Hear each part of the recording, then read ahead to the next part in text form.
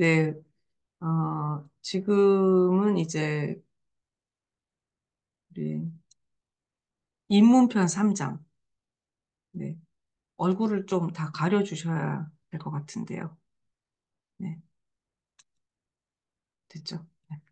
입문편 3장 이제 지속 가능 발전 목표 이행 성과부터 함께 읽도록 하겠습니다. 그 지속 가능 발전 목표는 굉장히 중요한 우리의 가치입니다. 지금 2030년까지 모두 다 이걸 중심으로 여러 가지 국제적인 그 뭐 정책 그리고 매년 이행 보고서가 나오면서 지속 가능 발전 목표 각각의 목표 또 세부 목표별로 얼마나 이행이 됐는지를 통계를 계속 모아서 발표하고 있어요. 그래서 이게 뭐 공식 교육을 통해서 이게 그냥 유엔이나 유네스코 이런 데서만 하는 게 아니고 이거는 공식적인 뭐 그 각국의 정부들이 같이 하고 있기 때문에 사실은 선진국부터 개도국까지 전부 다 전 지구가 같이 하고 있는 거라고 생각하면 돼요. 그러니까 이 중에서 어떤 것이 교육부에서 이게 그런 거였구나.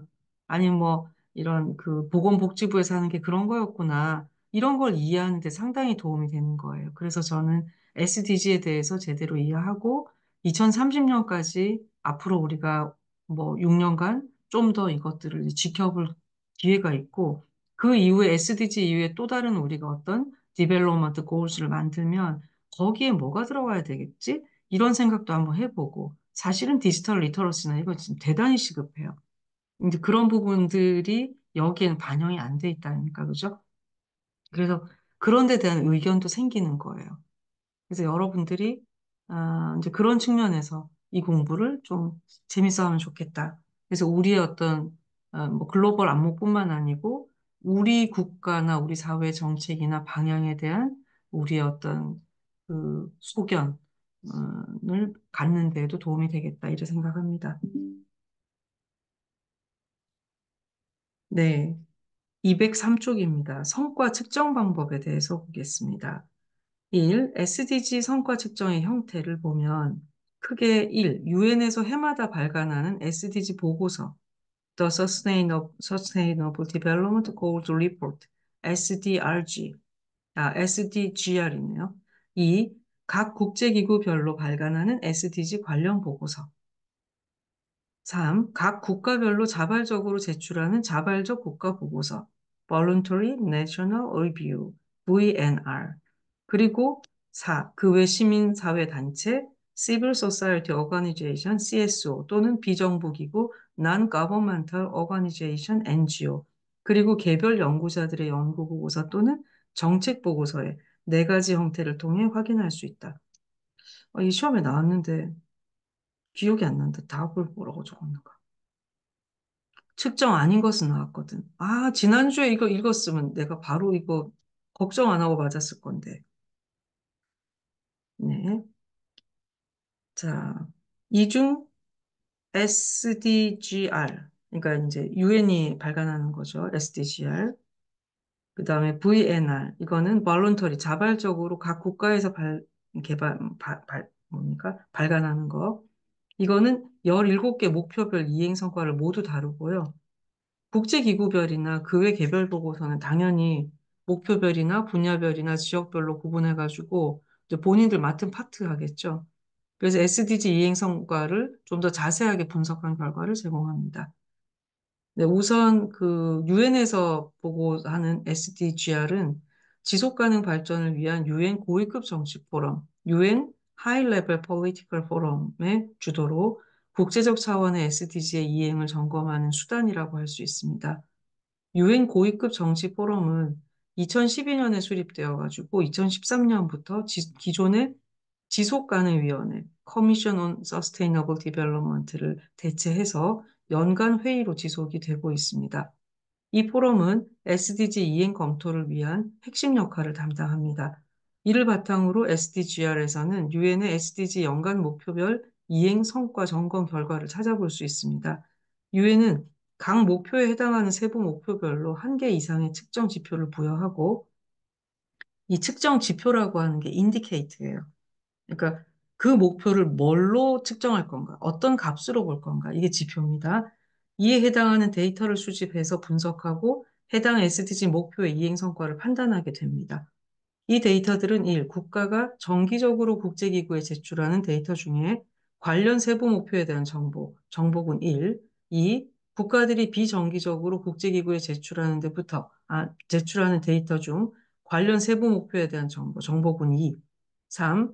기존 정보 수집 체계가 없어 유엔에서 별도로 수집해야 하는 정보군 3으로 구분을 합니다. 이들 중에 정보군 1과 2는 세계은행, IMF, OECD 등과 UNDP, UN 개발 프로그램이죠. 그다음 세계보건기구, 월드 헬스 오거니제이션, WHO고요. UN 교육과학문화기구, 이게 UN Educational, Scientific and Cultural Education, 이게 유네스코이고요. 식량농업기구, Food and Agricultural Organization of the UN, 이게 FAO고요. 세계식량계획이 World Food Program, WFP입니다. 이런 것들이 다양한 유엔 산하에 또는 유엔 전문 국제기구들이거든요. 얘들이 공개하는 기존 데이터를 활용하게 됩니다. 유엔에서 보고하는 SDGR의 작성을 위해서 동원된 이런 데이터는 유엔 통계국에서 총괄 관리를 합니다. 그래서 2022년 4월을 기준으로 국제사회는 아직까지 전체 세부 목표 중에 SDG 목표 11의 마지막 세부 목표에 해당하는 개발도상국의 도시화와 주민들의 거주 문제와 관련된 재정 및 기술 지원에 대한 성과 측정 지표는 제시하지 못하고 있습니다. 아직까지 이러면 어쩌노? 둘째, 국제기구별 보고서의 한 예로 아시아 태평양 지역의 경우를 살펴보면 UN 아시아 태평양 경제사회위원회, UN Economic and Social Commission for Asia and the Pacific, 예, UNESCAP, 조금 낯서네요. 유네스카프 이러나? 국제노동기구, International Labour Organization, ILO, 그다음 유니세프, 유네스코, UNDP 등의 협력을 바탕으로 아시아 태평양 지역의 전반적인 SDG 성과 보고서를 해마다 발간해 오고 있으며 UNDP는 호주 및 뉴질랜드 정부와 함께 태평양 지역 국가들의 SDG 달성 과정에서 필요한 재정 및 이행을 위한 당면 과제를 집중적으로 분석한 보고서를 국제사회와 공유한 바 있다. 중남미 지역의 예를 살펴보면 위와 같은 국제기구의 지역별 보고서 외에도 UN 라틴 아메리카 카리브 경제위원회, UN Economic Commission for Latin America and the Caribbean, 유네 클락이네요. 를 중심으로 중남미 지역만의 SDG 지식관리 플랫폼을 구성해서 다양한 분석 보고서 외에도 별도 상세 통계 자료를 함께 제시하고 있습니다. 자, 세 번째로 이제 각국 보고서죠. VNR은 SDG 지표 전문가 그룹, Interagency and Expert Group on SDG Indicator.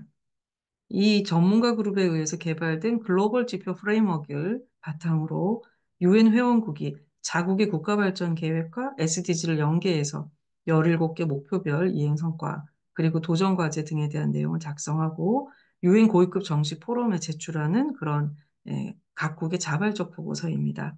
SDG의 이행이 시작된 2016년부터 22년까지 유엔 회원국이 제출한 VNR을 보면 콜롬비아가 총 3차례로 가장 많은 VNR을 제출했고, 한국의 경우는 2016년에 한 차례, 북한은 2021년에 한 차례 제출했습니다.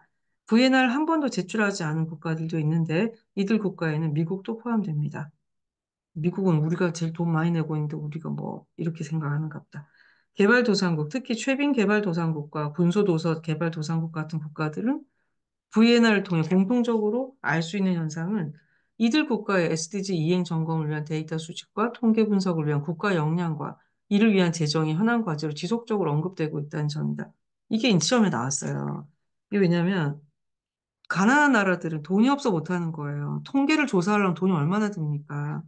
그러니까 이거를 잘하고 있는지 못하고 있는지 이 이행 보고서를 보려면 데이터 수집하고 통계 분석하는데 국가 역량이 딸리니까 이걸 어떻게 해야 되나, 돈을 좀 지원해야 안 되나, 이런 내용들이에요. 마지막으로 그 외 SDG 이행 성과 측정에 대한 자료들을 들 수 있는데 그중 두드러지는 것은 연간 발간되는 지속가능 발전 보고서입니다.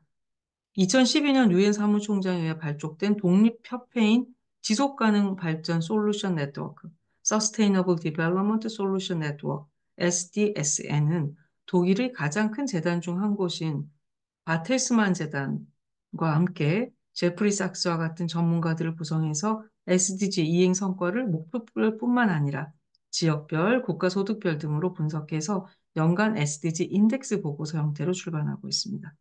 네. 이 SDG 성과 측정을 위한 데이터 혁명. 2008년 가나 아크라에서 열린 제3차 OECD 개발 원조위원회 Development Assistance Committee, DAC, 다학이죠. 원조 효과성 고위급 포럼에서 원조 투명성에 대한 논의가 이루어진 후에 국제사회는 국제 원조 투명성 기구 International Aid Transparency Initiative, 예, 투명성 기구예요. 이걸 설립해서 국제사회 데이터 혁명을 촉구했습니다. 이후에 반기문 전 유엔 사무총장이 데이터 혁명을 넘어서 책무성 혁명을 통해서 SDG 달성이 가능하다고 언급한 바 있습니다. 제2차 원조 효과성 고위급 포럼의 지표, 즉 파리 선언의 12개 지표 중 가장 마지막 지표가 상호 책무성 지표였습니다. MDG 이행이 효과적으로 이루어지기 위해서 시작된 원조 효과성 고위급 포럼은 SDG 시대에는 부산 파트너십을 후속하는 형태로 그 정신이 이어지고 있습니다. 이게 계속 앞으로도 나올 건데요. 이 아크라 그 회의 다음에 그 파리 선언이 있고 그 다음에 이제 부산 선언 뭐 이런 식으로 연결되거든요. 이게 이슈가 같아요. 예, 계속 나옵니다. 이는 SDG의 효과적 이행을 담보하기 위한 국제사회의 별도의 노력이라고 할 수 있습니다. 그러니까 기존의 SDG 이행을 위해서 측정해서 매년 성과 보고서 나는 거 그거였어요. 근데 그 외 사이드에 어떤 하나의 또 다른 축으로 이거를 제대로 이행하도록 하기 위한 또 이슈가 있는 거죠. 그게 뭐냐? 이 과정에서 상호 책무성이라는 거예요. 원조국과 공여국의 상호 책무성이죠. 이것이 지속적으로 강조되고 있으며 그 시작으로 투명한 데이터 수집과 정확한 통계를 통해서 SDG의 이행 성과 및 달성 여부를 측정하는 것이 포함된다고 할 수 있습니다.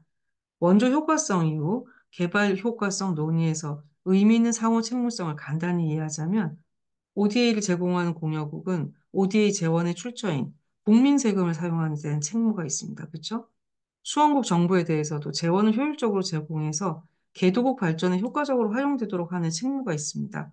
양쪽이 책무예요. 수원국 정부 입장에서는 재원을 받아 사용하는 데 있어서 공여국 정부에 대한 책무가 있어요. 그렇죠? 돈을 주는데 책무가 있죠. 재원의 최종 혜택을 받게 되는 수원국 국민에 대한 재원을 올바르게 사용할 책무가 생깁니다. 이와 같이 공여국과 수원국은 상호 간의 책무를 가지고 있습니다. 이러한 책무성은 주로 국가 간 정책 협의와 원조 사업 시작 전 사전 조사 등을 통한 상호에 대한 책임이 생기면서 시작됩니다. 원조 사업의 경우에 사업의 진행과 완료 상황에서 관련된 정확한 정보가 투명하게 공유되고 중간 점검과 성과 평가 그리고 이해관계자 상호 간 검토 과정이 이루어지면서 책무성이 강화될 수 있습니다. 정부 재원의 사용에 대해서 시민사회 등이 감시 기능을 하는 것도 책무성을 강화한 하나의 예가 될 수 있습니다. 감시 기능을 하고 싶다, 갑자기.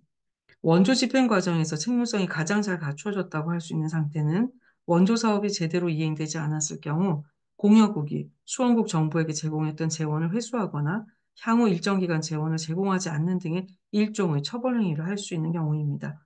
그러나 공여국과 수원국 모두 독립적인 주권 국가로서 한 국가가 다른 국가를 상대로 처벌을 하는 것은 쉬운 일이 아니기 때문에 국가 간 관계를 기초로 하는 ODA 사업의 경우 완전한 책무성의 이행은 실제 상황에서는 거의 불가능하다고 할 수 있습니다. 따라서 실현 가능한 책무성 강화는 정확한 정보를 투명하게 확보하는 과정에서 찾아볼 수 있습니다. 데이터를 클리어하게 노출한다는 거죠. 니네가 준 거 우리 깨끗하게 썼어. 우리 국민이 준 세금 우리 깨끗하게 저쪽이 도와줬어. 뭐 이런 식의 어떤 데이터가 투명하면 함부로 이렇게 조작을 못 하잖아요. 이제 그런 얘기예요. 그래서 측정하고 이런 부분이 중요해지는 겁니다. 이렇게 확보된 정보를 바탕으로 검토와 평가가 가능하고 그 결과가 환원되어 향후 문제점 개선 및 모범 사례 활용이 가능하게 됩니다. 이러한 과정에서 궁극적으로 우리는 책무성을 제고하여 원조 사업의 효과를 기대할 수 있습니다. 이러한 이유로 아크라 고위급 포럼에서 원조 집행 과정의 투명성이 화두로 떠오르게 된 것입니다. 투명한 SDG 달성을 위해서는 정확한 정보의 확보가 필요합니다. 그러나 앞서 언급한 바와 같이 많은 개도국에서는 국가 통계 기능조차 갖춰지지 않은 경우가 많아서 개도국으로 유입되는 원조 정보뿐만 아니라 SDG 달성을 위해 투입된 정보에 대한 투명성을 확보하는 것이 결코 쉬운 일이 아니죠. 이런 이유로 SDG 개발을 위해 구성됐던 유엔 작업반이 데이터와 통계에 대한 과제 분석을 별도로 이행했고, 유엔 고위급 패널은 결과 문서에서 데이터 혁명을 강조하기도 했습니다. 2008년 이전까지 국제사회에서 공식적으로 집계하던 ODA 정보는 OECD 딱 통계 시스템이 유일하다고 할 수 있습니다. 이제 자국에서 주는 거는 사실은 못 믿잖아요. 자기들한테 유리한 거 주지 않겠어요? 네, 뭐 그거 누가 가서 막 조사하고 하겠습니까? 그러니까 공식 집계는 그냥 OECD 닥 통계 그거 하나였다는 거죠.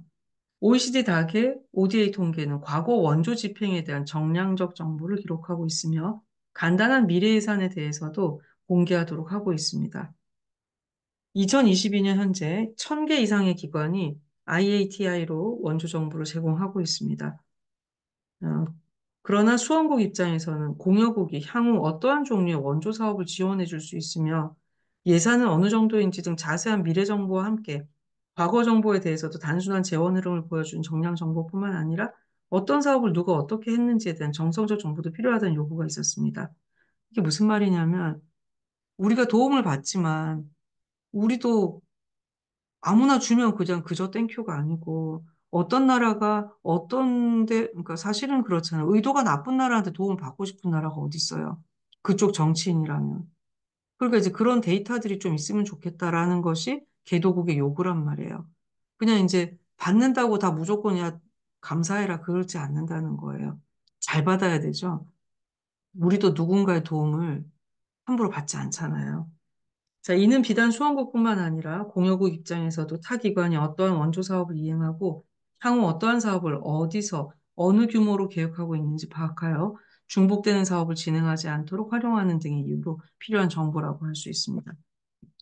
따라서 IATI는 이런 사항을 반영해서 OECD 닥의 ODA 통계를 포함하고 동시에 과거, 현재, 미래 정보에 대한 정량적 원조 정보와 정성적 원조 정보를 모두 공개할 수 있는 시스템을 개발을 했습니다. 이에 따라서 공여국과 수원국, 국제기구, NGO 등 개발 원조에 관여하는 국가와 기관이 IATI의 회원으로 가입해서 정보를 공개하고 있습니다. 대한민국의 경우에는 2015년 유엔 총회 개발 정상회의 기조연설을 통해 IATI 가입을 계획을 발표했고, 이에 따라서 한국은 2016년 IATI 회원국으로 가입해서 OECD 닥의 ODA 통계보다 더 많은 종류의 원조 정보를 공개하고 있습니다. 네. 이제 이럴 때 이제 기조연설을 대통령이 가서 하는 거예요. 이제 함부로 막 하게 안 해줘요. 그러니까 뭐 이제 이런 거 좀 착한 일 했을 때 이제 그거 빌미로 하는데 이것도 이제 힘들죠. 가서 막 전 세계가 주목하고 있으니까 이런 거 하면 이제 아마 외교부는 엄청나게 지금 뭐 한 군단이 갔을걸요. 이런 건 준비도 막 어떨 때는 몇 년을 하고 그렇습니다. 자, 한편 ODA의 현대화 논의와 함께 부상하게 된 개발금융기관 Development Finance Institutions DFI의 원조 정보 제공 여부가 원조 투명성 제고와 관련된 관심사로 등장했습니다. 민간 재원을 동원하는 역할을 하는 DFI는 투자자인 민간 기업의 투자 정보를 가지고 있으며 이는 대부분의 유럽 국가에서는 법적으로 공개가 불가능한 정보의 종류가 포함됩니다. 나아가서 DFI 외에도 유럽 투자은행, 유러피안 인베스트먼트 뱅크, EIB와 같은 국제금융기구 International Financial Institution, IFI의 민간 기업 관련 정보는 해당 기업의 동의를 구하지 않고 기관 차원에서 임의로 정보를 공개할 수 없는 것이 현실입니다. DFI에 대한 내용은 본장의 마지막 부분에서 찾아볼 수 있습니다. SDG 데이터 혁명, 그리고 나아가 강조되는 책무성의 혁명이라는 패러다임을 통해서 국제사회는 특히 개발도상국에서의 통계 역량에 대한 지원을 강조하고 있습니다.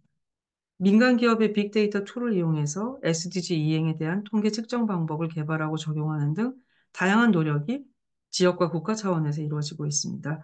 그럼에도 불구하고 2022년 현재까지 SDG VNR을 통해서 각 국가의 정확한 SDG 성과 측정을 위해 실시되는 IATI를 포함한 데이터 모니터링에 대한 역량 부족이 지속적으로 지속되고 있는 것이, 제기되고 있는 것이 현실입니다. 음, 이게 설계도 잘 돼야 되고, 인터넷도 잘 돼야 되고, 다 해놓으면 뭐 시스템만 빌려주고 팔 수는 있는데, 입력을 하려면 입력하는 데에서도 다 인터넷이 돼야 되잖아요. 전산화가 엄청, 네, 그러지 못한 나라가 있습니다. 근데 그때 내가 수업에서 얘기했지만 스타링크 그거를 기다리고 학수고대하는 나라들이 많습니다. 그러면 이제 뭐 인도 라다크 이런 데서도 인터넷이 빵빵 터지는 거예요. 고비 사막 이런 데서. 음, 저도 기다리고 있습니다. 자, 두 번째 성과 분석을 보겠습니다. SDG의 이행 성과는 코로나19 이전인 2016년에서 2019년까지의 성과와 코로나19 발생 이후인 2020년에서 현재까지의 성과를 구분해서 이해할 필요가 있습니다. 이는 2019년 말부터 시작된 코로나19로 인해 대부분 공여국의 원조 중점 분야가 SDG 중심에서 코로나19와 관련된 보건 체제와 코로나19로 인해 취약해진 경제 체제로 전환되었기 때문입니다. 또한 모든 유엔 회원국의 그동안의 SDG 이행 성과가 코로나19로 인해서 오히려 2015년 이전의 상황으로 돌아가는 경우도 발생했습니다. 본절에서 다루는 SDG 이행 성과는 각 연도별 변화에 대한 지속적이고 균등한 비교 분석을 통해서 SDGR 그리고 SDG 인덱스 보고서를 중심으로 작성되었습니다.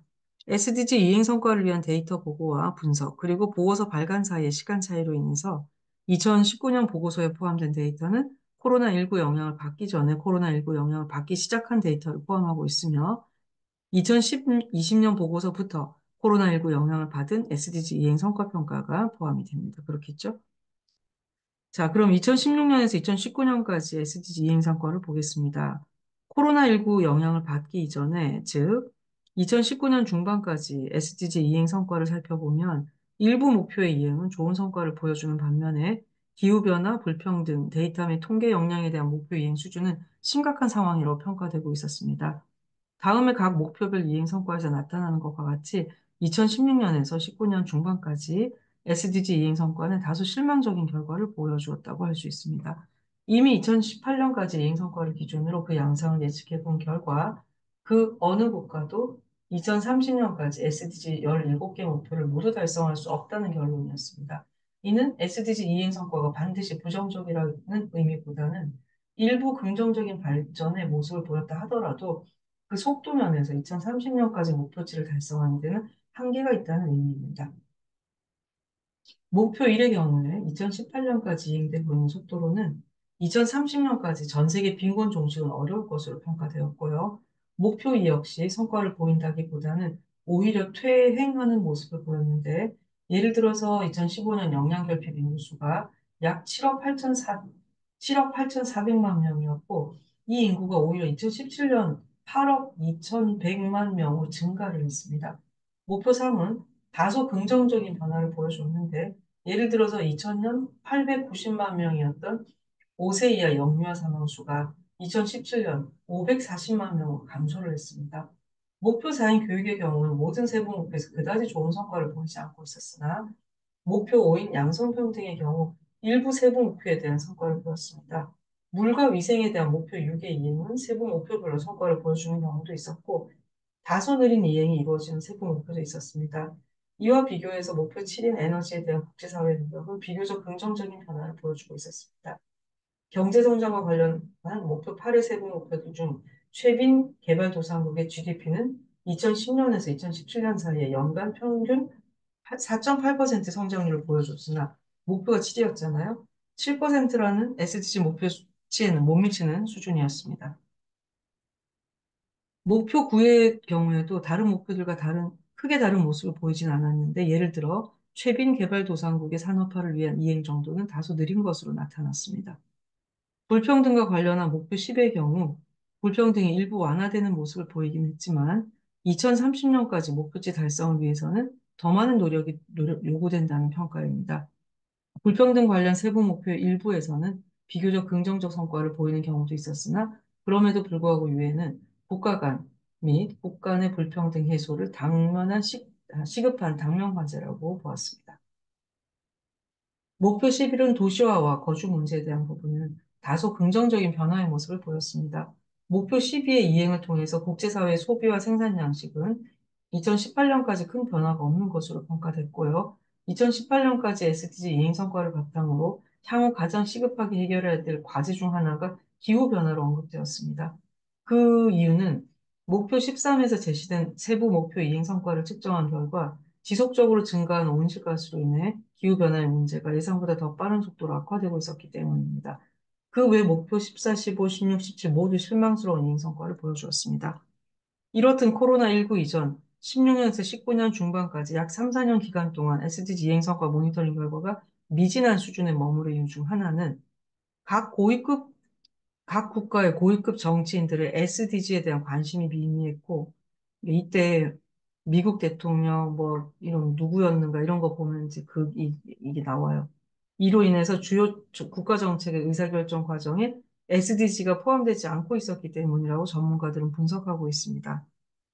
그러니까 한 나라의 대통령 이런 사람들도 전 세계에 이렇게 영향을 크게 미칩니다.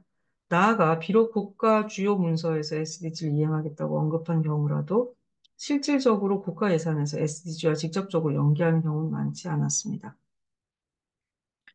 지역별로 SDG 이행 성과를 비교해 보았을 때 전반적인 성과에서는 지역별로 비슷한 양상을 보여주는 반면 목표별로는 다소 차이가 있는 것으로 나타났습니다. 예를 들어서 목표일의 경우 대부분 지역에서 완만한 수준의 이행 정도를 보여주는데 동남아시아와 오세아니아 지역 그리고 중남미 지역에서 2019년을 기준으로 심각한 후퇴 현상을 보이는 것을 알 수 있었습니다. 자, 그러면 이제 코로나19와 지속 가능 발전 목표 이행 성과를 보겠습니다. 국제사회는 2020년 평가에서 처음으로 코로나19 SDG에 대한 영향을 분석했습니다. 표 3-4는 가장 최근 보고된 2021년을 기점으로 코로나19 SDG에 대한 영향을 보여줍니다. 이거는 표지만 조금 보면, 1번 목표가 빈곤 증식이잖아요.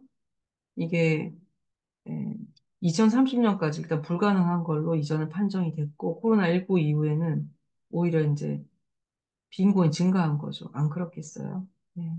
코로나 이후입니다. 기아 종식. 기아 종식은커녕 기아가 더 늘었겠죠? 건강과 웰빙은 진짜 최악이죠. 보건 체계가 다 붕괴됐잖아요. 양질의 교육. 이 되겠습니까? 인터넷으로 겨우 때웠는데. 그래도 우리 정도 되니까 때웠죠. 아마 코로나 때문에 이 SDG 다시 한번 2050년까지 더 해도 부족할까? 나는 그런 생각이에요. 성평등, 여성에 대한 가정폭력은 더 증가가 됐고요. 깨끗한 물과 위생, 여전히 답보 상태고, 지속 가능한 에너지, 전 세계 3분의 1이 위험하고 비효율적인 요리 장치를 사용한대요. 나무 떼고 있고, 뭐 그런, 양질의 일자리와 경제 성장, 어, 2억 5,500만 명이 일자리를 상실했네요.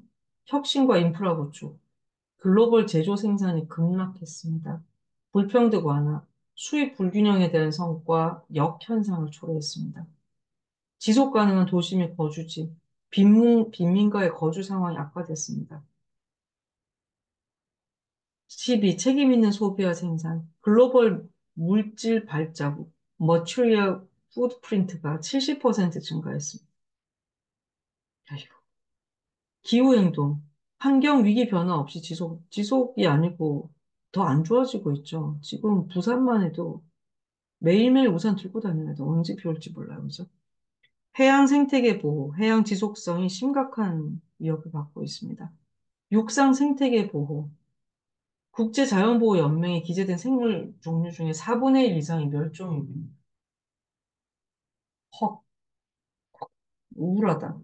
평화와 정의, 제도 구축은 아동 노동 착취가 악화됐다고. 이거는, 오호, 목표 달성을 위한 파트너십. ODA 지원 규모는 증가했으나 여전히 0.7% ODA GNI 대비 목표치는 미달성. 뭐 하나 좋아진 게 없네요. 아, 지구는 이렇게 되고 있군요. 계속 읽겠습니다. 표 3-4와 같이 21년 평가 결과에 따르면 ODA 규모 증가를 제외한 모든 목표에 대한 성과는 매우 부정적인 것을 알 수 있습니다. 각 목표별로 좀 더 자세히 살펴보면 국제사회는 코로나19로 인해 그동안의 성과를 뒤로하고 한 세대 만에 처음으로 극빈층의 증가 현상을 겪게 되었습니다. 뿐만 아니라 코로나19는 기아 인구 증가라는 악영향을 가져왔고 평균 수명을 단축하고 전 세계 90% 국가에서 필수 의료 서비스의 혼란을 양상하는 등 그동안 MDG를 거쳐서 SDG까지 이어 보건의료 분야의 발전을 역전시키는 결과를 초래했으며 지난 20년간 교육 분야에서의 성과를 무용지물로 만들었습니다. 코로나19는 가정폭력의 증가와 여성의 가사분담을 증가시켰고 식수에 대한 접근권의 약화 같은 현상과 함께 129개 국가가 2030년까지 물과 위생에 대한 SDG 목표 달성 불가능한 것으로 보고되었습니다. 에너지 효율 증가를 위해 더 많은 노력이 요구되는 한편 코로나19로 인해 실직 상태인 인구에 대한 일자리 창출을 포함한 경제 성장을 위한 다양한 방안이 요구되는 상황입니다. 코로나19로 인해 예측되었던 최악의 경제 상황은 일부 회복되고 있는 것으로 분석되었습니다. 국제 제조업 시장은 6.8% 하락세를 보였으며 코로나19와 함께 발생한 경제 위기는 임금 불평등 향상과 같은 현상을 낳으며 그동안의 불평등 해소를 위한 성과를 뒤집는 결과를 가져왔습니다. 도시 빈민층의 어려운 처지 역시 부정적인 결과를 피해갈 수 없었습니다. 그러나 코로나19가 모든 목표에 부정적인 영향을 준 것만은 아닌 것으로 나타났습니다. 코로나19를 겪으며 국제사회는 지속 가능하며 회복 가능한 경제와 미래 사회에 대한 고민을 하게 되었습니다. 예를 들어서 코로나19는 생산에 있어 제품의 지속 가능성과 재원의 효율적 향상을 위해서 방안을 마련할 실질적인 대안을 찾아갈 수 있는 기회를 가져왔습니다. 그러나 향후 얼마나 이런 대안들을 빠르게 현실화시키느냐에 따라 발전으로 이어질지 확실시 될 것입니다. 기후변화와 해양오염 관련해서는 2020년 잠시 긍정적인 신호가 보이기도 했습니다. 코로나19로 기존의 많은 생산활동이 작동을 멈추고 봉쇄 정책으로 인해서 해양오염이 다소 수그러들었으나 코로나19 사태가 완화되면서 21년 다시 기후변화와 해양오염의 이전과 같이 심각한 상황으로 되돌아갔습니다. 많은 종이 여전히 멸종위기에서 벗어나지 못하고 있으며 코로나19로 인해 아동노동과 착취 현상이 심화되고 저소득 국가에서 뇌물수수 빈도는 고소득 국가에서보다 5배 이상으로 심각해진 것으로 분석되었습니다. 다만 2020년도 ODA는 공여국 GNI의 0.32% 수준인 1,610억 달러 규모의 역대 최고치를 보인 것으로 나타났습니다. 네, 이는 코로나19로 인해 공여국의 대개발도상국 원조의 긴급 확대와 영국과 같은 공여국이 ODA 예산의 많은 부분을 코로나19 백신 개발에 투입했기 때문입니다.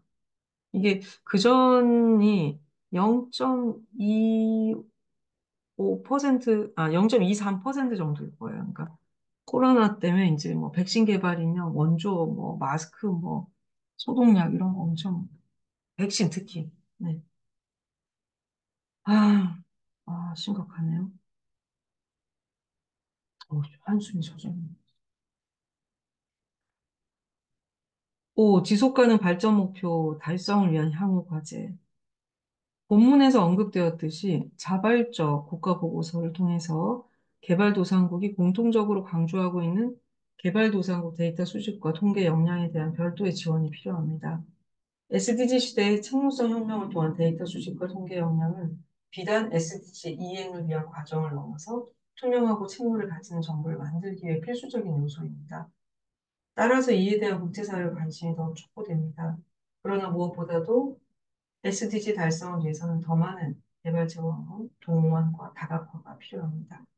SDG는 최근 국제사회의 당면 과제인 기후변화 등을 포함할 뿐만 아니라 청년 일자리 창출, 국가 내 빈곤층 해소, 도시화에 대한 다양한 과제와 함께 개발도상국과 선진국 모두에게 해당하는 목표를 제시하고 있다는 것이 중요한 의의라고 할 수 있습니다.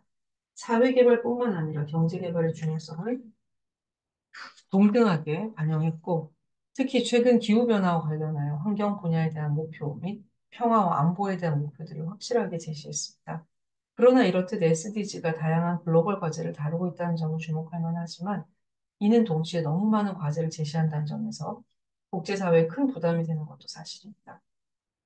한 예로 MDG의 21개 세부 목표도 달성하지 못한 상황에서 SDG의 169개 세부 목표를 달성한다는 것은 불가능하다. 이런 우려의 목소리가 이미 SDG 이행 전부터 제기되고 있었습니다. 이러한 상황에서 예기치 않은 코로나19가 발생하면서 국제사회는 이제 SDG 달성을 위한 더 많은 재정을 동원해야 된다는 매우 부담스러운 과제를 해결해야 합니다. 즉, 더 많은 재정 동원이라는 과제는 비단 코로나19로 인해 최근에 대두된 사안이 아니라 SDG라는 거대한 글로벌 목표를 달성하기 위해 필요한 막대한 재원의 규모에서 이미 SDG를 수립하는 과정에서부터 논의되었던 과제입니다. 코로나19로 인해 개발 재원 동원이라는 현안이 더욱 중요해진 것입니다. 그러니까 환류가 아주 중요합니다. 목표를 너무 많이 잡아가지고 달성을 못한 건지, 돈을 적게 내서 못한 건지, 이제 분명히 2030 끝나면 이제 거기 종합 보고서가 나올 거거든요. 근데 이미 예, 이제 2030 되기 전부터 준비를 해야 될 건데, 그거에 따른 피드백을 어디로 갈 거냐에 따라 가지고 국제사회와 또 원조 규모를 더 키우자 이럴 수도 있고, 목표가 너무 과했다, 목표를 좀 줄이자 이럴 수도 있고, 목표는 괜찮은데 달성치를 너무 높였다, 그걸 좀 줄이자 이럴 수도 있고, 그게 관료예요. 그럴 때 우리가 이런 공부를 한 것이 이제 그것들을 보면서 아, 어떤 게 진행되고 있구나, 세계가. 네. 그 파리에서 올림픽을 했잖아요. 환경올림픽이었잖아요. 근데 막 여러 사람들이 엄청 불편했잖아요.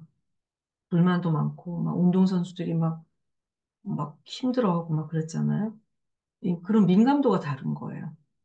네. 파리가 올림픽을 잘했다는 얘기가 아니고, 파리가 올림픽이라는 취지가 그랬다라는 거거든요. 그래서 그것들을 받아들이는 인식에 따라 가지고, 그 불편을 감수한 사람도 있을 것이고, 뭐 이런 나라가 다 있냐, 이렇게 하고 막 이럴 수도 있을 거예요. 네. 일단 올림픽은 선수들이 건강해야 되죠. 네. 그리고 자기 기량을 4년을 기다렸는데 마음껏 뽐내야 되죠. 이런 게 딜레마입니다. 네. 자, 개발 재원 확대와 다각화 논의 배경을 보겠습니다. 개발 재원이란 개발 금융 및 공적 자원, 재원과 민간 재원을 모두 포함한 개발을 위한 재원을 의미합니다. 2010년대 초까지 개발 재원이라 하면 대부분 ODA를 포함한 개발 원조와 같은 공적 재원을 의미했습니다. 90년대 들어서 개발도상국 발전에 필요한 재원으로 ODA 이외의 재원이 논의되기 시작하면서 개발도상국 정부의 조세 수익과 해외 직접 투자, 네, Foreign Direct Investment, FDI, 소액 송금, 이건 뭐랄로, 리미턴스 등도 개발 재원으로서 개발도상국의 발전에 기여하는 중요한 재원이라는 점이 부각되기도 했습니다. 하지만 2010년대 초반까지 MDG의 8개 목표를 중심으로 한 ODA가 여전히 개발 재원의 가장 큰 부분을 구성한다고 인식되었습니다. 그러나 SDG 시대에 요구되는 개발 재원의 종류는 더 이상 공적 재원에 머무르는 것이 아니라 다양한 민간 재원으로 다각화되고 있는 추세입니다. 이와 함께 SDG보다 훨씬 넓은 범주의 목표를 이루어지는 MDG보다 넓은 목표 범주인 SDG 달성하기 위해서 막대한 재원이 필요하다는 분석 결과에 따라서 개발 재원을 확대하고 수단을 다각화하는 것이 중요하다, 이렇게 강조되었습니다. 다음 절에서는 이러한 개발 재원 확대, 다각화에 대한 국제선의 논의 흐름을 한번 정리를 해봅시다. 개발 재원 확대를 위한 국제사회 논의 동향입니다. 국제사회가 개발 재원 논의를 본격적으로 시작한 것은 앞에서도 소개했던 OECD 다학의 21세기 개발 협력 전략에서 찾아볼 수 있습니다. OECD 다학 회원국은 21세기 개발 협력 전략을 수립하면서 공적 재원 이외에 공적 재원 이외의 재원이 개발을 위해 적절하게 이용되어야 할 필요가 있다고 분석했습니다.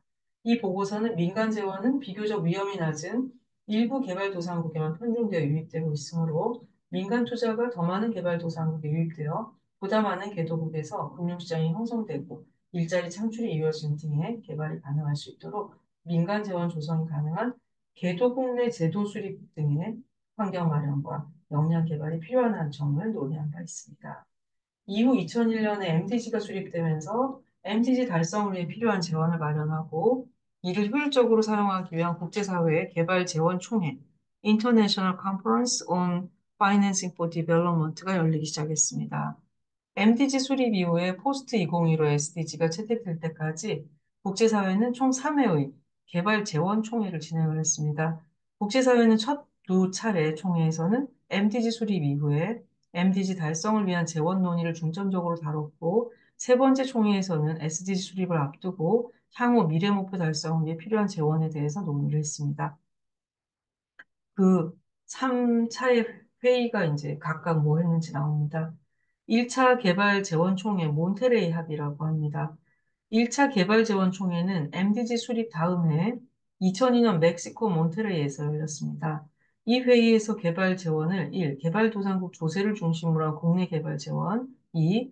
FDI 및 민간 재원을 의미하는 국제 개발 재원, 3. 개발과 연계된 국제 무역 재원, 4. ODA, 5. 국제금융 시스템 관련 재원, 6. 개발도상국 내 외채 경감을 총 6개로 구분해서 분석했습니다.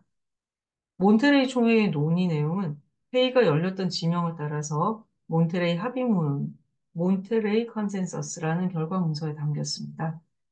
여기서 국내 개발 재원이란 개발도상국 내에서 동원되는 조세를 통한 재원을 의미합니다. 개발도상국 내에서 국민 납세율은 매우 낮은 실정입니다.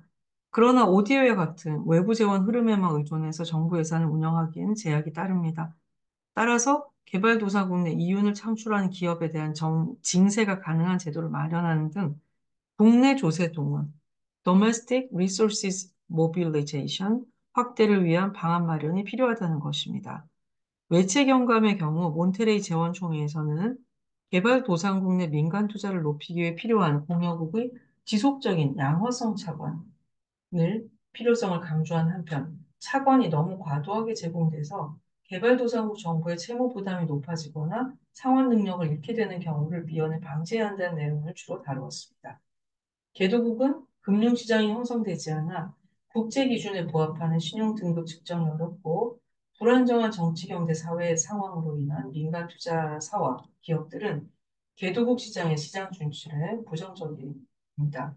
따라서 공여국 정부가 일정 부분 위험을 부담하여 민간 재원이 개도국에 투자할 수 있도록 유도하는 과정이 발생하는데 이때 너무 과도한 공여국 정부의 양호성 차관 지원은 향후 공여국 정부뿐만 아니라 수원국 정부의 지나친 채무 부담으로 이어질 수 있습니다. 자, 2차 개발재원 총회는 도하 선언입니다. 제2차 개발재원 총회는 제1차 총회 이후에 6년 뒤인 2008년 카타르 도하에서 열렸습니다. 제2차 총회에서 국제사회는 몬테레이 합의사항 이행에 대한 중간 점검의 시간을 가졌고, 몬테레이에선 다루지 않았던 기후변화와 식량위기와 같은 새로운 글로벌 과제와 국제금융 위기에 대한 대응 방안을 논의했습니다. 나아가 이 회의에서 국제사회는 시민사회와 민간기업이 개발재원 조성 노력에 참여할 것을 촉구했습니다. 제2차 개발재원 총회의 결과문서는 도하선언이라고 명명되었습니다. 자, 3차 개발재원총회는 아디스아바바 행동계획입니다. 두 차례 개발자원총회가 MDG 수립 이후에 별도로 MDG 달성에 필요한 재원 논의 차원에서 마련됐다면 2015년 에티오피아 아디스아바바에서 열린 3차 총회는 SDG 수립 이전에 SDG 이행 방안과 연계해서 개최됐다는 점이 특징이 있습니다. 이는 MDG 중 한 개 중 하나가 목표 수립 과정에서 이행 및 필요한 재원에 대한 고려가 이루어지지 않았다는 점에 대해서 국제사회 대응이라고 할 수 있습니다. 따라서 당초 국제사회는 이 총회 결과 문서인 아디스아바바 행동계획, 아디스아바바 액션 아젠다, AAAA를 2030 지속가능 발전 의제의 첨부로 그대로 반영하고 이를 SDG MOI의 원칙으로 활용하고자 했습니다. 그러나 아디스아바바 개발자원 총회의 논의는 선진국과 개발도상국 간의 입장 차이로 인해 절반의 합의로 마무리되면서 아디스아바바 행동계획은 2030 지속가능 발전 의제에 모두 포함되지 못하고 일부를 참고한다는 문구를 사용하는 방식으로 반영이 되었습니다. 나아가 MDG 수립 당시 목표 달성을 위한 이행 방법에 대한 계획이 수립되지 못했다는 점을 감안해서 3차 개발 지원 총회에서 SDG 이행 수단 지원뿐만 아니라 이행 방법에 대해서도 함께 논의하고자 했습니다. 하지만 이 역시 명확한 이행 방안이 제시되지 못한 미완성의 결과를 낳았다는 아쉬움을 남기고 있습니다. 앞서서 아디스아바바 개발 재원 총회에서 선진국과 개도국은 분명한 입장 차이를 보였다고 했는데 이는 여러 이유 중에 가장 두드러진 두 가지 현상이 공여국의 ODA 증가에 대한 미온적 입장, 그리고 수원국의 국제 조세제도 변화 촉구의 움직임을 찾아볼 수 있습니다. 전자는 공적 재원과 민간 재원이 함께 제공되는 형태의 혼합 금융에 대한 공여국의 관심 증대와 연계되어 있습니다. 국민 세금으로 이루어진 ODA의 양적 증가는 공여국 국내 재정의 어려움으로 인해서 한계에 이르렀기 때문에 공여국은 제한된 공적 재원으로 개도국 민간 투자에 대한 위험을 일부 부담하는 형태로 민간 재원이 공적 재원과 함께 개도국 지원 사업에 활용될 수 있도록 혼합금융을 확대하고자 했습니다. 즉, 공여국 정부는 상대적으로 적은 규모의 공적 재원으로 더 많은 규모의 민간 재원을 조성할 수 있는 레버리지 효과를 기대하는 것입니다. 그러나 이에 대해서 스웨덴과 같은 전통적 인도주의 기반을 둔 공여국은 ODA는 여전히 주요한 개발 재원이라는 것을 강조하면서 민간 재원은 ODA를 보완하는 재원으로 사용돼야 한다. 이렇게 주장을 했습니다. 스웨덴을 가봐야 돼요. 한편 후자의 경우 주요 선진국이 주도하는 세계은행과 IMF의 차관이 개발도상국에 큰 부담을 주고 있어서 개도국 정부는 재원에 대한 국제관계에 더 많이 개입할 수 있는 유엔 차원의 조세위원을 강화해서 현재 선진국 위주의 국제개발 금융체제에 개도국 영향력을 더 높아질 수 있도록 변화를 시도했습니다. 그러나 이는 주요 선진국의 반대에 부딪혀 미완의 과제로 남겨지게 되었습니다. 그 외에도 기후변화에 대한 책임 부분에 있어서 개도국은 어, 기후변화는 선진국과 개도국의 공동 책임이지만 선진국이 더 많은 책임을 져야 된다는 입장을 보였습니다. 이는 공동의 그러나 차별화된 책임,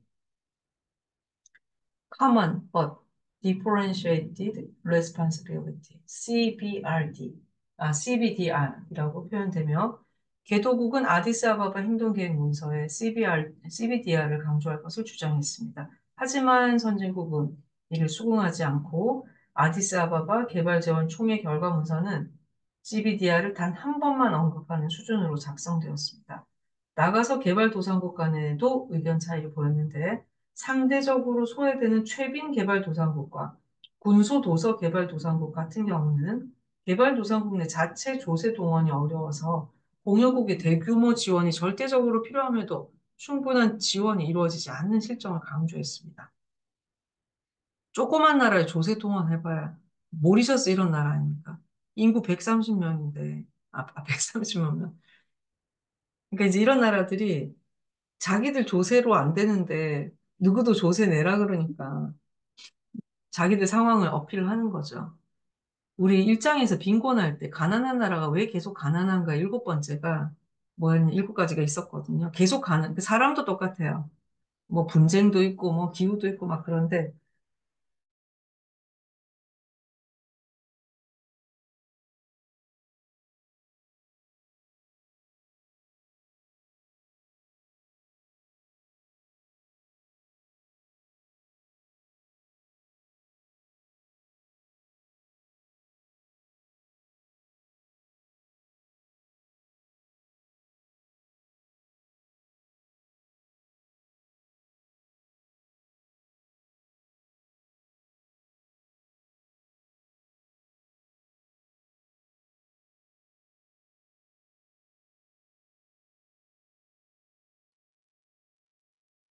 교수님, 소리가 안 들립니다.